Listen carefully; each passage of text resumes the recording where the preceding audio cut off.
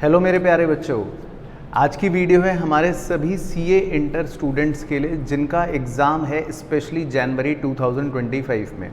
बहुत सारे बच्चे कह रहे थे कि सर जनवरी के लिए लेकर कोई स्ट्रेटजी हमें बताओ, तो आज मैं इस वीडियो में आपके साथ एक बहुत ही बढ़िया मास्टर प्लान लेकर आया हूँ। पर मैं चाहता हूँ कि ये पूरा मास्टर प्लान, ये सारी बातें जो मैं बताने वाला हूँ इस वीडियो में, इसको आप प्लीज़ नोट डाउन ज़रूर करना। तो एक पेन और पेपर लेकर बैठो, अपनी डायरी लेकर बैठो, सारी बातें नोट ज़रूर करना। देखो बच्चों, जो आपका पेपर है एडवांस अकाउंटिंग का, उसमें आपको ये तो पता है कि आपके 3 मॉड्यूल्स हैं। मॉड्यूल 1 के अंदर है आपके 4 चैप्टर्स, मॉड्यूल 2 के अंदर भी हैं आपके 5 से लेकर 10 चैप्टर्स, और मॉड्यूल 3 के अंदर हैं 11 से लेकर 15 चैप्टर। अब बहुत से स्टूडेंट्स ऐसे हैं जिन्होंने शायद एक बार सिलेबस कर लिया है या नहीं करा है, अभी रास्ते में है, जो भी है व्हाटएवर, लेकिन जनवरी को लेकर वो स्ट्रेटेजी देखना चाहते हैं कि अब हम कैसे करें। हमारे पास रफली अब 5 महीने हैं। तो देखो क्या करना है आपको। दिसंबर का महीना बाहर कर देते हैं, उसको हम रखते हैं फॉर रिवीजन। अब आपके पास जो अगस्त, सितंबर, अक्टूबर एंड नवंबर 4 महीने का जो टोटल समय है, उस 4 महीने के टोटल समय को लगभग मैंने 2-2 महीनों के 2 स्लॉट्स में डिवाइड करा है। जो आप देख रहे हैं, अगस्त और सितंबर को मैंने एक लॉट बना लिया लगभग 60 दिनों का, और उसके बाद अक्टूबर और नवंबर को भी मैंने एक लॉट बना लिया लगभग 60 दिनों का। और इन 60 दिनों के अंदर मैंने छोटे छोटे सब लॉट्स बनाए हैं 2-2, अगर आप देखें 3 हफ्तों के गैप के साथ, यानी कि लगभग 20 डेज़ आप मान लो, 20 days again 20 days again 20 days, लगभग 3 हफ्ते का समय आपको सब लॉट में दिया है।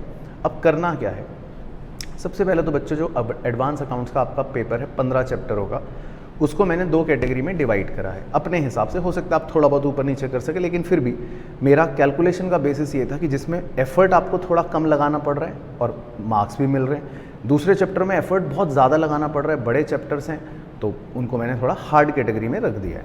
तो अगर मैं मॉड्यूल 1 की बात करूँ तो पहले 3 चैप्टर बेसिक थ्योरी हैं, चौथा चैप्टर क्योंकि थोड़ा सा अकाउंटिंग स्टैंडर्ड्स हैं तो उसको मैंने हार्ड कैटेगरी में डाल दिया। मॉड्यूल 2 में चैप्टर 6, 8 और 9, इसमें जो अकाउंटिंग स्टैंडर्ड्स हैं वो बहुत आसान है, बहुत सिंपल है, आप देखोगे तो आपको खुद पता लगेगा। चैप्टर 5, चैप्टर 7 में थोड़े से बड़े अकाउंटिंग स्टैंडर्ड्स हैं, क्रिटिकल हैं, और चैप्टर 10 तो कंसोलिडेशन बहुत बड़ा है, बच्चों को टफ भी लगता है। मॉड्यूल 3 की बात करूं तो चैप्टर 11 फाइनेंशियल स्टेटमेंट, आपने 12th में भी पढ़ा है, थोड़ा थोड़ा फेमिलियर भी हो। चैप्टर 12, चैप्टर 14 इंटरनल रिकंस्ट्रक्शन, बहुत सिंपल है, या आपका सिक्योरिटीज़ का चैप्टर, तो ये इजी चैप्टर है। लेकिन हाँ, अमेलगमेशन का चैप्टर या ब्रांच अकाउंटिंग वो बड़े चैप्टर्स हैं। तो इस तरह से मैंने कैटेगराइजेशन आपकी दी। लेकिन हाँ, वेटेज कुल मिलाकर जो होती है वो आईसीआई के हिसाब से आपकी मॉड्यूल 1 की आप मान के चलो लगभग 10 से 15 नंबर, मॉड्यूल 2 की अगर आप मान के चलो तो 40 से 50 नंबर, और मॉड्यूल 3 की भी 40 से 50 नंबर के आसपास की बनती है। अब आपको क्या करना है, जो पहले आपको 2 महीने का मैंने समय दिया है, उसमें सिर्फ आपको जो तीनों मॉड्यूल्स के इजी वाले लॉट के चैप्टर्स हैं उन्हें कंप्लीट करना है। उससे 2 फ़ायदे होते हैं। एक तो जब आप इजी चैप्टर्स शुरू से करना शुरू करते हो, उन्हें कंप्लीट कर लेते हो, तो एक कॉन्फिडेंस आता है कि चलो मेरे कम से कम आधा सिलेबस मेरा कंप्लीट हो गया या अच्छे से कंप्लीट हो गया, और आपको जल्दी से कॉन्फिडेंस बूस्ट लगना शुरू हो जाता है। उससे ये फ़ायदा होता है कि जो घबराहट होती है ना पेपर को लेकर, कई बार तो आधे से ज़्यादा टाइम तो इसी का डर होता है कि कैसे होगा ये पेपर में, मैं पास कैसे होऊंगा या नंबर अच्छे कैसे आएंगे, बहुत मुश्किल चैप्टर है, हार्ड लग रहा है, तो वो दिमाग से वो थॉट्स ही निकल जाएंगे जब आप कुछ आधा सिलेबस कर लेते हो और आपको खुद लगता है कि ये ईजी चीज़ें हैं।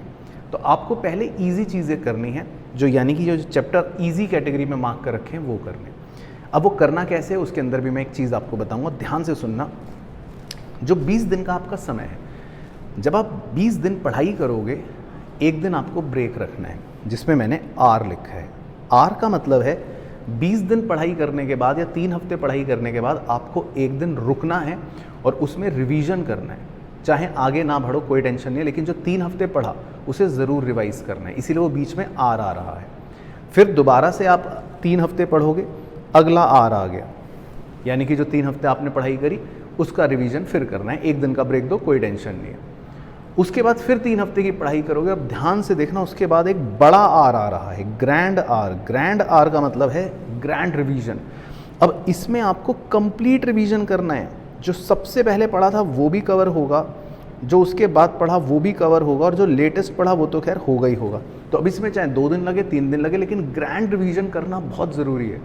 यानी कि पढ़ाई हो रही है मैक्रो लेवल प्लानिंग के साथ, लेकिन उसमें माइक्रो लेवल चीज़ें भी सही होनी चाहिए।